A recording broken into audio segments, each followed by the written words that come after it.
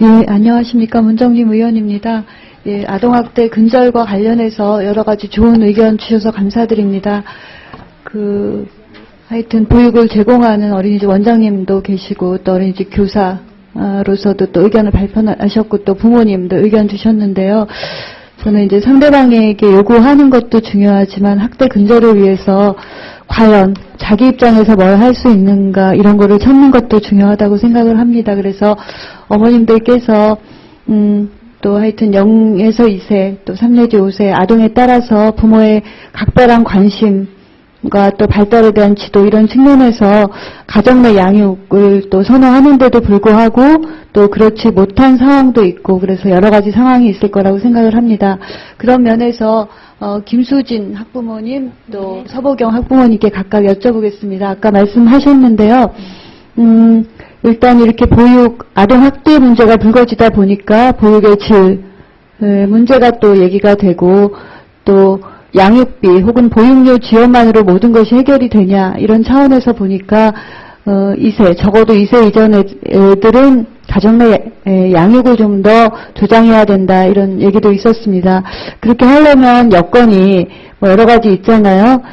취업 말고 이제 전업주부 에 대해서 뭔가 지원을 해줘야 된다. 이제 그런 차원에서 양육비 현실화 얘기도 나옵니다. 지금 10만 원에서 20만 원이잖아요.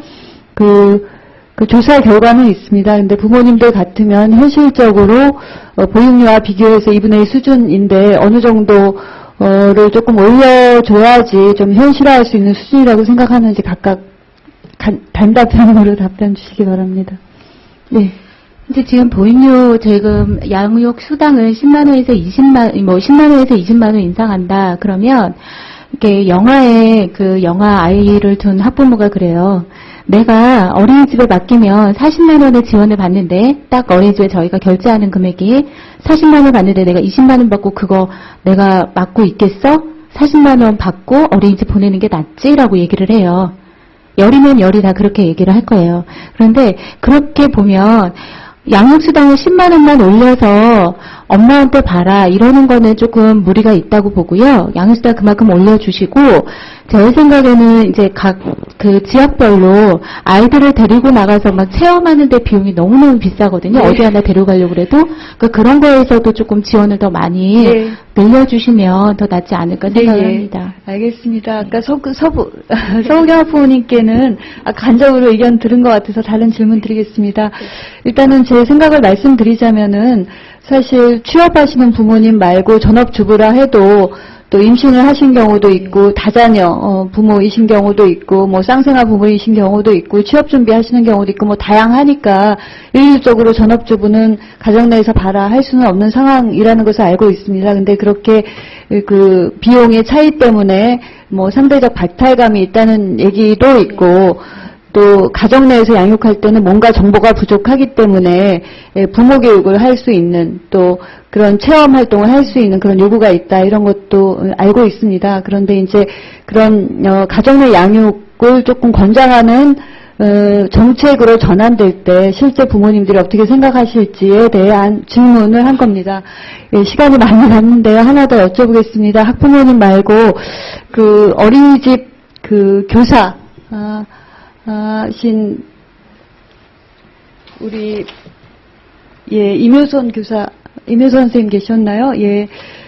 일단은 교사들에게 요구되는 거는 이제 인성과 자질 문제를 얘기를 했고 또 하나는 이제 처우 개선에 대한 문제를 얘기를 했습니다. 그래서 인성이나 자질 문제에 대해서 국가가 국가고시 자격증화, 인성교육, 직무교육 강화라고 했지만 사실 잘 돼 있는 분들에게 추가적인 게 필요하냐라는 부분도 있고 이미 보육교사로서 활동하고 있는 분들에 대한 대책은 아니기 때문에 이제 두 부분이 함께 가야 된다는 건 잘 알고 있습니다.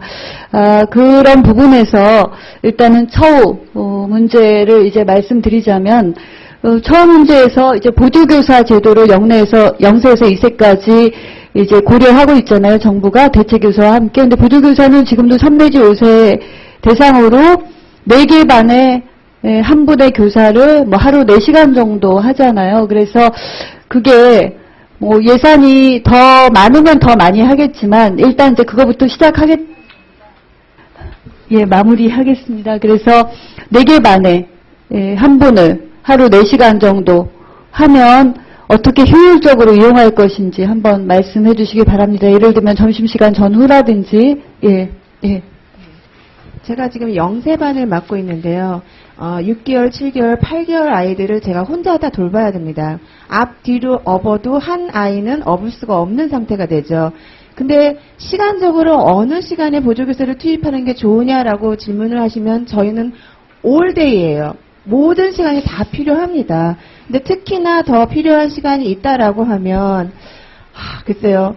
실외 놀이터 갈 때 아니면 낮잠을 재울 때 아니면 식사 지도할 때 어느 순간에도 저희가 지금 너무 교사 대 아동 비율이 높은 관계로 그러니까 낮아 있는 관계로 그러한 보조교사의 투입이 어느 시간에 적정하느냐라는 질문을 현재 시행하고 있는 상황과는 조금은 맞지 않은 점이 없지 않을까. 예, 교사로서 입장은 네, 모든 시간에 많이 필요한 게 사실상 그렇습니다. 그래서 현실적으로 가능한 거는 교사 대 아동 비율이 좀 낮아졌으면 하는 그런 바람이 있습니다. 네, 문의원님 수고하셨고요. 자, 다음은 존경하는 인재근 의원님 질의해 주시기 바랍니다.